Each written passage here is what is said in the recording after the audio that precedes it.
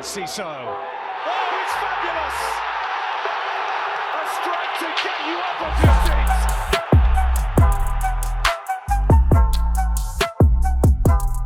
Hello, welcome to Seagulls Social, Season 5, Episode 7. I know you can't swear in the first 30 seconds of a podcast, but what the actual... Yeah, bleep it there. What the hell? What the frig, man? I cannot believe what I witnessed. That must have been one of the best first halves of a football match for a neutral in a long time. I think everyone who was I also had on Sky Sports Centre thing on, and everyone was going, "I wish I was watching the Brighton game," and I was like, "I wish I wasn't because I wish I wasn't." What happened? Honestly, I wish Hurzeler was watching the Brighton game because he never changed anything. What was he watching? What honestly? Sorry, I'm not going to go in, but I want to start off with Hurzeler's high line, which has been absolutely ridiculed for. I mean, it doesn't help that you've got Adam Webster on, but we'll talk about him. He's had to deactivate his Twitter. I don't know if you've seen, because of all the hate that he's been getting, which is very, very bad. I saw he posted on Instagram saying he put his hands up, which I actually thought fair play. He's come out and he's put his hands up and he's apologised for the mistake. It is, at the end of the day, it is football. Mistakes happen. Unfortunately for Adam Webster, it seems to happen a lot more often for him. And I get the fans' frustrations. Look, let's speak frankly. In my opinion, I don't think he should be starting at this level anymore. But that's not to say that, he's a terrible defender. I don't know. I don't think he's just not good for our system in defence. He'll be a great defender in another team that aren't playing such a high line and relying on quick centre-backs. Lewis Duncan and Webster are not quick centre-backs. Van Het is a fairly quick centre-back, which is why he's been one of our best centre-backs for the past couple of seasons. When we played a high line, the ball goes at the top. He's very, very good at recovering. We saw him do it at the Emirates when Havertz has played over, and he recovered really, really well. Webster is not that defender. So when Hurzeler, after the game, said, I was really disappointed we didn't defend how I wanted us to defend, what did you expect, honestly? I don't know, I'm very fresh after watching this game, so I'm a bit rattled, but I feel like it's so naive. It was just like, why did it keep carrying on? Why did you not change anything? I know obviously the second half calmed down a little bit, but we still could have been 7. They had some decent opportunities still. They caught us out multiple times again in the second half, but I feel like that happens in football a lot of the time. If you get loads of goals in the first half, second half tends to be a bit more boring and it settles down a little bit. But do you think Hurzeler was naive to just keep doing what he was doing? Because we were getting caught out after our good start. It was just relentless of just chances, and it could have been 9-0 or 9-2. No, genuinely, it could have been 6-7-0 in the first half. Obviously, Bobby Sanchez had 2 donkey moments, which helped us massively and got us 2 goals. Let's be frank, without Bobby Sanchez being that bad, I don't think we would have scored those goals. Like, the fact he literally ran out, tried to punch the ball, completely missed it for Russ's goal. And then similarly, second goal, we just passed it, given it away, and Baleba scored. So I think without his moments of madness, we wouldn't have got 2 goals. And Palmer hit the post. Like you said, relentless, just ball after ball, high line, through ball. It was like rinse and repeat. And I'm not gonna lie, I was getting frustrated. I was watching it. I was thinking, we can see it as fans. We're not managers, but we can see it as fans. So why can't Hurzeler? And why won't he change it? Make a sub at 30 minutes. Do one of those. Igor was brilliant. Yeah, he's so good. He's so quick as well. He would be great for a high line because he can get it back. He's so positive as well. Whenever he gets the ball, he's really, really positive. And when he came on, we looked so much better. Yeah, I was just about to say, when he came on, we looked much more solid defensively. And I think, like you said with Webster, he just doesn't fit our system. And again, just to reiterate, I don't think he's a bad defender. I don't think he's a bad player. It's just the fact that he had a poor game yesterday. It seems like most of the time when he does play, he doesn't exactly have a great game. Obviously, there's been times where he has. But again, I'm not here to slate him or say he's a shit defender, because he's not. It's just he doesn't work for us. And I think we've gone beyond him. He doesn't work in our systems. And I feel like we progressed beyond him. I feel like we're now past Adam Webster to be starting for Brighton in the greatest respects. I think it should be, yesterday it should have been Duncan Igor, obviously with Van Hecker out, injured. And then I think in January we need to get a centre-back as well, because who we got? If, let's say, Igor got injured as well, Webster or Eagle got injured, we're absolutely screwed. So, Yeah. and also, do we need to have a bit of a conversation about Dunkey as well? Like, I'm not saying he's been terrible, but he's just not been up to scratch since he's come back from the Euros, in my opinion. I don't know what you think. Do you agree with that? I mean, Guess is losing. He never really had pace, but he's losing the pace that he did have. When you're not playing against another unbelievable centre back, I guess you do get a bit found out as well. As many defenders did get found out when Dunk wasn't playing, and then if it was just let's say it was Webster and another defender, they'd get found out because they were so reliant on Dunk. But now I feel like Dunk was relying on Van Heck, and when Van Heck's not there, the quality goes down quite substantially. I really hope we do go for this. Was it Oliver Biscagli guy? Apparently he's going to be available on a free in the summer, but I mean, I'd rather get him in January. Looking at how we done yesterday, I just wonder what Fabian Hurzeler's now going to be thinking after watching. Again, not slating Adam Webster because I think he's a great defender. Just doesn't work for Brighton now. I feel like that's just as simple as that. It's not saying he's a shit defender. Is Hurzeler ever going to give him an opportunity again? Maybe when it's not against an unbelievable attack against like Chelsea have. Yeah. Nicholas Jackson's pace was absolutely tearing apart. Sancho's pace. You've got Noni Madueke, the pace on him. And then you've got Cole Palmer who could just thread balls relentlessly. I just thought that was the worst setup possible for a Chelsea side. I said this on a Chelsea podcast, and genuinely before the game I said I watched them against West Ham, and I kid you not, it was exactly what they did against West Ham against us. It was like pretty much carbon copied. Through balls, Jackson or Sancho or Madueke running through, and then Palmer either scoring or assisting as well. And as we saw yesterday, Palmer absolutely, he was unbelievable yesterday. As much as we were poor, he was outstanding. Yeah, I mean, it was the Cole Palmer show. Yeah, if we were a Chelsea podcast, we'll be saying about how good Cole Palmer was and not how bad Brighton were. But because we're Brighton, but we know we weren't at our best. That's what frustrated me. I feel like we were terrible. Like that first half, defensively, awful. Like there was moments going forward, great. I was really impressed with Ritter again. I thought he was brilliant.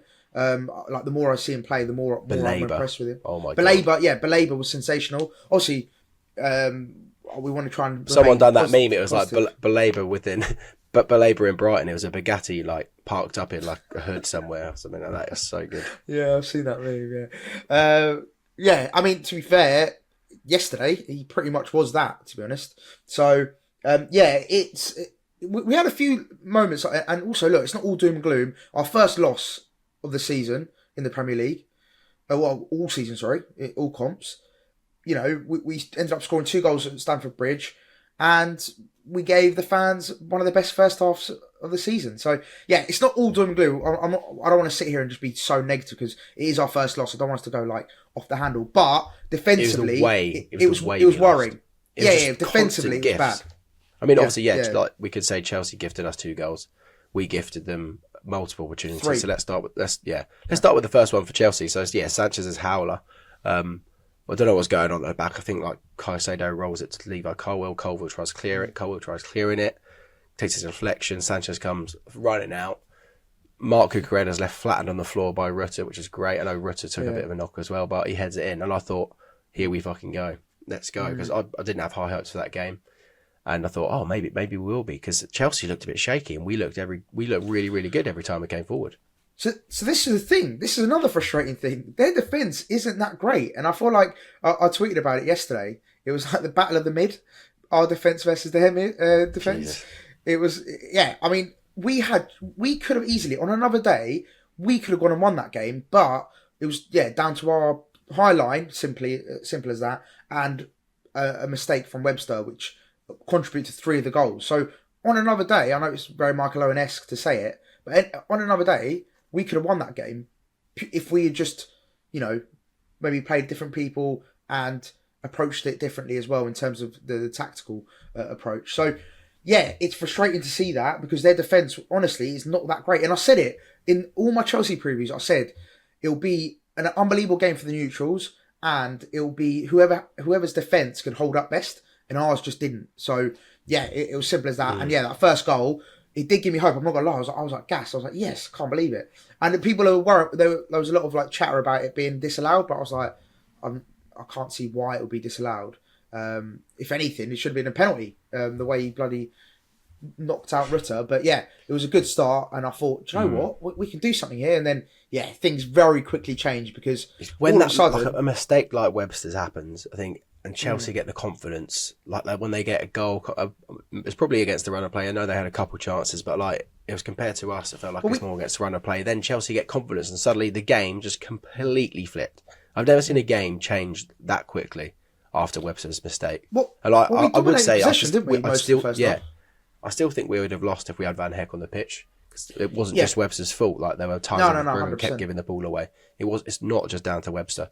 But obviously, yeah, his mistake for the first goal, and you could see like his hands on his head once it went in. He was like, "Oh God!" Like he just knew what was happening, because it's not the first time he's been a scapegoat for Brighton. It's at that moment I knew I fucked up. Yeah, no, it was just unfortunate. It's one of those moments where you're like, why, why have you done this? But look, as he mentioned in his Instagram comment, you know, it's easier. He made a bit of a dig, I think, at fans as well. By the way, just the fact that he said it looks much easier from the TV or the stands. You guys don't know basically. Well, to be fair to him, by the time he had received the ball, Jackson was literally just like a couple feet away from him. Yeah, and just the way his balance. I mean, you could probably say the way he was balanced and the way he was prepared for that pass. Like, I wouldn't say it wasn't a full hospital pass to Webster, but it didn't help him in that for sure. No. And maybe another defender might try and just like drag the ball away from Jackson instead of trying to pass it back first time like that, because that can happen. But yeah, then Jackson goes through, stops it to Cole Palmer, and obviously Palmer's going to score. Do you know what was annoying as well? I saw before the game someone tweeted going, "Webster mistake incoming." Like he was getting a lot of flack even before we started the game, which I don't think it helps, does it? Really, like if you're a player, like to see sort of negative connotations around you before you even kicked a ball in a game doesn't help. But then, I mean, he has justified those comments, which is not what you need as a player. So yeah, it was frustrating. It was a stupid mistake. It is what it is, I suppose. In those circumstances, you just got to. But then it's how you react from that. It's like, okay, cool, you make a mistake, but then react well as a team and as an individual. And I feel like we didn't do that. Like you said, it was just a constant barrage of through balls, high line, same mistakes, and yeah, it was frustrating to watch because, like you said, it's like Hurzeler. What? Make a sub at 30 minutes. Do one of those Mourinho ones where people are like, oh my God, he's done a sub at 30 minutes. Like, oh wow, like that. And even if the player's pissed off, good. I don't care. As long as we're I feel like Deserby would have. I mean, we've always said how positive Hurzeler is at making subs, and he has made really good substitutions under Brighton. But it's normally later in the game. But I might be wrong. I don't think he's made an early sub for us yet, obviously, unless a player's injured like Matt O'Reilly. But I think Deserby probably would have changed something then. Maybe he would have gone, right, there's an issue here, and he would have dragged someone on. I feel like Deserby has that about him to do that. It was just so frustrating to watch, sat there just thinking, why does this keep happening? Surely change something. Yeah. Otherwise, it is just going to... Like, on the bench, what is he thinking there, Maz? Obviously, we're not managers, but like, surely he's got to be... Surely something's going through his head. It's like, why we keep getting caught out here, but nothing's changing. I don't get it. No, and that's the thing. Fair enough, right? If there's multiple issues, if there's multiple things going wrong, let's say, I don't know, the midfield was, lackluster, which, to be fair, you could probably argue the midfield probably didn't help things, because why are the midfielders getting so much time to create those passes for the through balls? But at the same time, the main issue I think everyone could see was that high line. So surely you bark an order and go, right, guys, just sit a bit deeper because we're getting caught out every time. Bark an order, even if it's not a sub, maybe bark an order about, right, guys, like just drop back because we're getting caught out every single time. Every single time that ball's going forward, we're getting done. So why has he not done that? And I suppose you have to look at him again. Early doors. It's still really early on in the season. I think we should, properly assess things maybe 10 games in. But if something does happen again, then it's a red flag. But right now, I think it was Chelsea the first sign. Great form, unbelievable attack, and our defence were not at it, and that's what happens. Yeah, no, 100%. And I think it's those margins, isn't it? You got a player like Cole Palmer, who can do things in a matter of seconds. The way he's finishing, his free kick was unbelievable. Look, we gifted him a few gifts, but Well, At the same penalty as time- well. That was a gift. Although I do think it was very, very soft. Like Sancho just Well, throws himself you to could the argue floor. that. Yeah. No, I mean, I don't think you're wrong. I think the Blaber one at Forest as well, it was definitely... That was I think more that of a one pen. that was more of a pen. But at the same time, I feel like, both penalties that we've just received in the last 2 games, they have been soft. But also, I'd say that's a bit of a worry. Why are we conceding 2 pens in a row? Why is that happening? Like, is that... I don't know if it's a more of an issue that I'm making out to be, but could that be potentially something that we look at down the line? You know, why are we giving soft penalties away? Why are we even putting ourselves... That's what frustrates me, is like, why are we putting ourselves in that position to make those challenges, those silly challenges, the ones that, you know, you push them in the back a little bit, or give it, like, why are we in that position to do that? I suppose that's what you'd have to look at. But yeah, you could argue it was soft.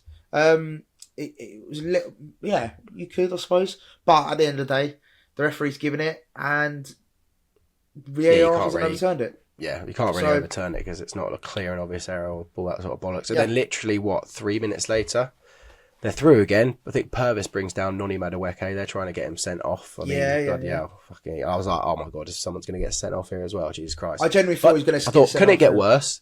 He didn't get sent off. I thought, okay, good, it didn't get worse. But then Cole Palmer somehow puts it in from like 80,000 yards out. Like, how's he done that? Only against Brighton. History made. Yeah, of course. 4 goals in the first it's against Brighton. Of course. Honestly, it rattles me so much. We're always on the back end of these sorts of like records and breaking people's ducks and all that sort of shit. And how has he put that there from that distance? Honestly, I mean, he's a remarkable player. I had no idea he was going to be this good when he left City, because I thought he's a young English player playing it with unbelievable players that make him look good. I had no idea that he was going to be that guy and that good. He could be one of England's best players at the moment. If not, is the best England player at the moment. Well, the worst part of it all is we had a £30 million. I don't know if it was deal agreed, but we had a deal, I believe, around 30 million to go through, and then it all fell through because Chelsea came in knocking, Classic. which, classic us. He could have been a Brighton player, Cole Palmer, but you know he's not. And he scored 4 goals against us in one half. So there you go. In the matter of 19 minutes or something. Yeah. Cheers, Cole, you mug. But I still, honestly, there was a part of me where I was like, this isn't real. I was watching it. I was like, this isn't real. We've just like the fact it was just bam, bam, bam. Like we'd score and then they'd score and then it was like an ultimate team match. Back in the day. And do you know what it was? It was like a roller coaster of emotions. You're like 1-0 up, get in. Like again, it was a funny. Some guy like done a screenshot of his.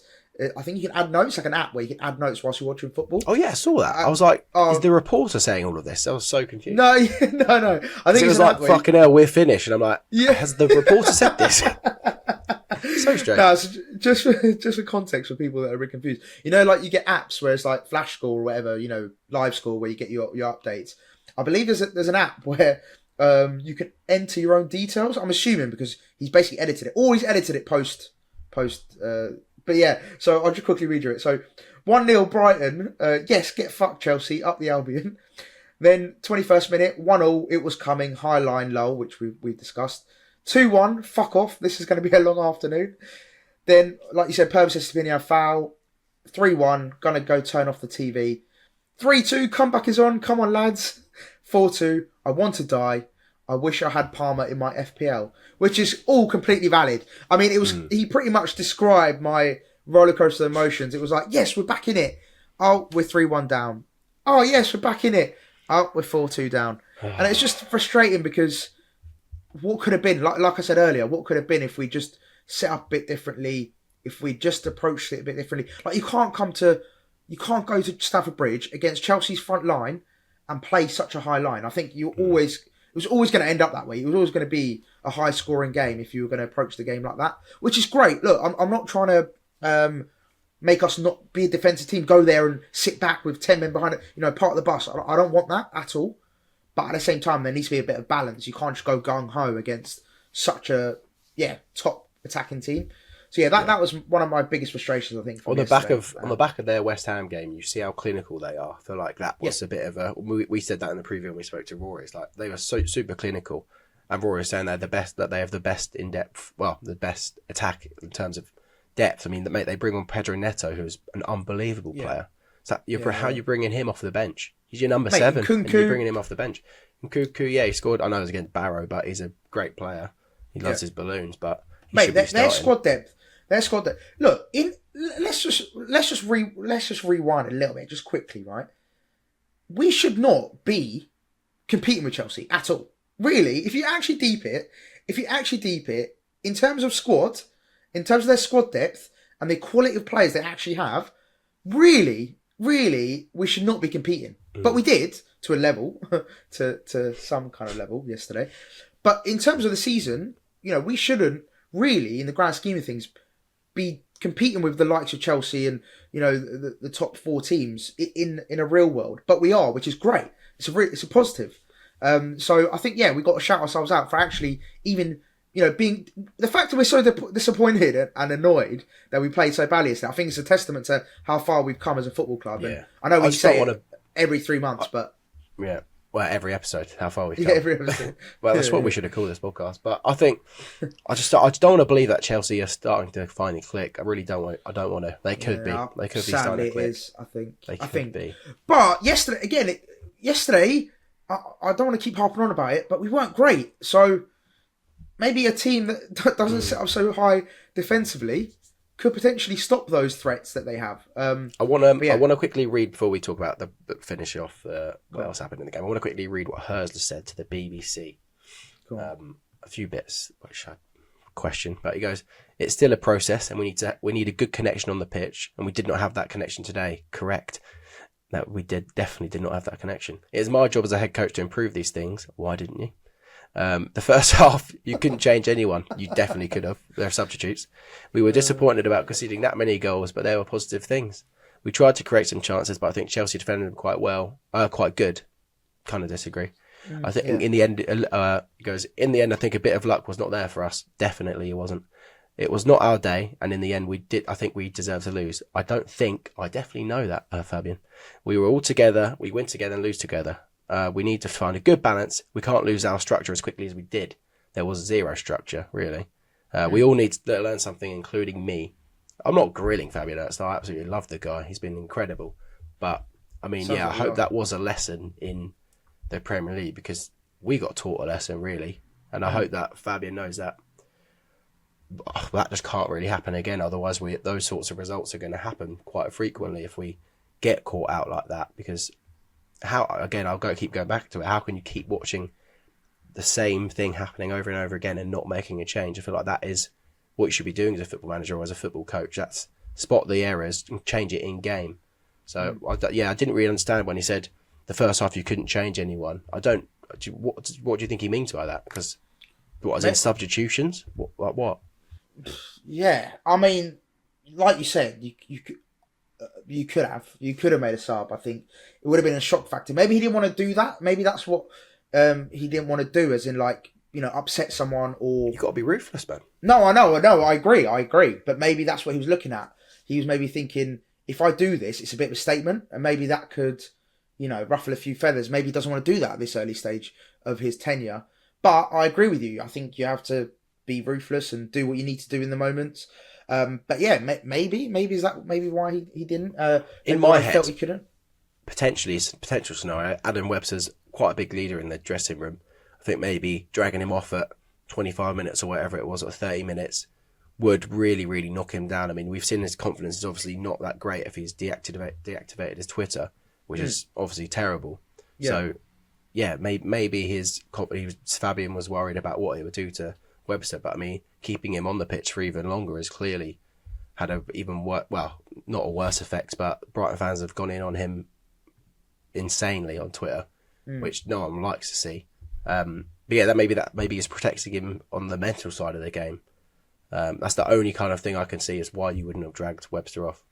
Yeah, no, I mean, like I said, it's like it's a tough one, I suppose, for Hurzeler as well as for the team to be in those moments where things aren't going well.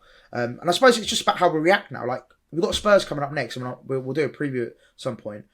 But I think now it's about how do we react? How do we now come back from this? Because was it again? I saw something people saying like it's going to be Highline FC versus Highline FC, and that's going to be a mental game if both teams play like they've played in the past. Obviously, Spurs are now known for their high line, and if we play like that again, fucking me, it could be like over 10 goals. Yeah, literally, it could be 6-6 with those two high lines. So yeah, I suppose for me now, don't get me wrong, the comments you've read out, some of them are a bit confusing and maybe things that you think, oh, that's a bit strange. But I feel like it's all about now going into the next game. Will he make changes? Like, how does he react if this scenario comes up again? Let's say we do have another 30 minutes where we've had an absolute stinker. Will he react differently? Will he do the same things? And that's when we start to learn more about him. I think, to judge him after 6 games and it is, not right. I think we need to really assess him even 15, 20 games into a season rather than doing it now. But, some of those comments are a bit odd, but I don't think anything crazy, nothing to worry about. I think we've just... loads of a bunch of bad things have happened. I mean, Cole Palmer's had the best first half he's probably ever going to have in his career, and it's just come against us, unfortunately. Yeah. If he's not on the pitch, Michael Owen, if he's not on the pitch, he wouldn't have scored 4 goals. So we would have won 2-0, obviously. And that's how football works. I want to quickly, because I've got to work in a bit, I want to quickly rattle through these. Webster makes an unbelievable block in the second half. I mean, Palmer's 4th goal. Yeah. Palmer runs in behind Webster. Could you say he's at fault for it? I don't know. He just gets in behind because he's a very, very great player. And he slots it in near post of Verbruggen, who gave the ball away multiple times as well as Sanchez. It was a game of mistakes, and Chelsea made the most of the mistakes that they were gifted, unfortunately. That was the 4. Second half, Webster made an unbelievable block, when an incredible ball over the top of the defence from Cole Palmer. Oh, mate, I mean, that was outright. That ball from Palmer was outrageous. The way he just pinged it was like a looping. Oh, mate. And then to be fair, great touch from Jackson. Mate. Yeah, the touch was sublime. And he's done really well to go past Verbruggen. And great block on the line for Webster. Fair play to him. He obviously had a bit of a stinker first half, and then he came out second half and obviously cleared one off the line. So it was. But it could have been. This is the worrying thing. It could have been 7-2, 8-2. I mean, Cole Palmer had another chance where I think Verbruggen tried playing the ball out to Weaver, who just got completely caught out immediately. Cole Palmer should have slotted it for, I think that would have been maybe 6 or 7 at that point. And but at least Baleba looked good. Baleba looked good. So mate, sorry, just quickly on that Cucurella goal. Yeah. If that literally, when I saw it, I was like, no, anyone but him, anyone but Cucurella. Sanchez is going to score a fucking bicycle kick in a minute, isn't he? As well. Everything was going wrong. Yeah, literally got to that point where I was like, no, anyone but him. But let's be positive for a little bit. Yeah, Baleba, another brilliant performance. I think he's growing into become one of the best. This is a big statement, but I believe he's growing into become one of the best midfielders in the Premier League. Not just at Brighton. I feel like he's becoming a midfielder for the Premier League. Like, he's that good. He's just brilliant. I saw a Chelsea fan actually say about how he was so impressed with Baleba. Like, the fact he picks out Baleba and was like, the things he was doing to our midfield. He said the things he was doing to our midfield was actually scary. And that's the thing. At that age, to come up against Caicedo and Enzo, who are apparently meant to be... Well, I actually rate Caicedo. The 2 most expensive centre-mids in the world. Well, there you go. Exactly. 2 that meant to be like the best midfielders in the world. And the fact he sort of, at times, bullied them and made them look non-existent. I thought Caicedo was poor, actually, yesterday, considering he was so good against West Ham. I thought he actually had a bit of a mare yesterday. And weirdly, Enzo was probably one of the better midfielders. Yeah, which is, again, he's had a bit of a stinker this season as well. So, the fact he was able to come up against those 2 and actually boss it was great. And then, obviously, he had Hinshelwood and Weaver alongside him as well. That was interesting, actually, because we had a 3-man midfield, didn't we? Of Hinshelwood, Weaver, and Baleba, obviously. It looked like Hinshelwood was playing like more advanced sometimes. It was quite strange. We're like, mate, that bloke can play anywhere. Yeah, literally. I absolutely love. I love. He's can play goal. I reckon he probably could. I mean, I wish he did yesterday. That's for sure. Better with his feet, a ball playing goalkeeper. Well, I tell you what, he weren't saving that free kick regardless. So no, that's true. I don't think any person in the world would. No. What was I going to say? But no, he's just so reliable, Jack. I mean, you can put him. We could lose 10-0, but he'll still get a 7 out of 10. Yeah, he'll still get a 7 out of 10 even if you lose 10-0 somehow. You're just that sort of player. So, when I see Jack's name in the team sheet now, I know we're safe. a bit like when you see Veltman's name in the team sheet, you know what you're getting. But yeah, that was a good therapy. Thanks, Agony Aunt Maz. That was really nice. Thank you. It was great to get things off my chest. Yeah, I hope that we have got some things off your chest, that you're sharing some of these feelings, and we've spoken about them. Let us know what you thought in the comments below as well, because I think that game, and I'm really hoping that game is just going to be an anomaly, because that won't happen again. I'm going to tell myself that won't happen again. We're not going to get caught out like that again this season or ever, and that's final, because everyone's been so good this season. So, that just sums it up. My light's falling down. I'm just going to stop there, I think. So great. Everyone's been really good this season, and that was just an anomaly, and we're going to end it there. Maz, final thoughts? Final thoughts. Yeah, look, it's not all doom and gloom. It feels like a bit of a negative podcast, but it's not. I feel like it's still early doors. It's our first loss of the season. There's still a lot of things to be happy about. I think also, just quickly, before we finish the pod, we've got all the injuries, mate. Van Hecker got injured. Veltman was ill. We've got O'Reilly out. We've got Gruder still not back. Who else is out injured? João Pedro. Let's be real. We were missing João Pedro, Van Hecker, arguably our best defender. Maybe not even arguably our best defender and our best attacker. So really, Chelsea are playing our B team. So that's what I'm going to say. They're playing our B team. We would have won otherwise. But no. All joking aside, you got to actually factor that in. The fact we're missing our two best players, as well as 3 or 4 other players that Veltman definitely would have started if he was fit. Then you have players like Gruder, O'Reilly. Who else is injured? There's a few it'd be others interesting as well. to see if O'Reilly starts for us. Mate, there's another name we can complain about and say he would have been starting. Well, just to put it into perspective, though, there you go. 2 key players missing against a tough Chelsea team. It doesn't help matters. So yeah, hopefully once our players are back fit, we get up and running. Hurzeler's found his groove and his rhythm. I think we've got an exciting season to come. So yeah. Let's finish it on a positive. It's all going to be great. We're going to go beat Spurs 8-7, and things will all be rosy. Yeah, let us know your positive. Yeah. Let us know your positive. Comments down below. What positive did you take from that game, other than Belay, because that's an easy one to say. And also, shout out Adam Webster, because he's been a great servant for the club, and it's not nice seeing what he's had to go through. Criticism is fair, but when it goes a bit beyond, it's not worth it, mate. It's just not worth it. Oh, and then final thing I saw, Ben, actually, just for some perspective, someone tweeted, in RDZ's first 5 games, we got 2 points. So the fact we're, 7 points? So we're going to win the league, is what he's saying. Read between the lines, guys. Who needs RDZ, mate? Right. Rodri's gone. Brighton are going to pounce and lift the trophy. You watch. Right, peace out. Subscribe, all that good stuff. And we shall see you for the Spurs preview. Hotspur? What's that?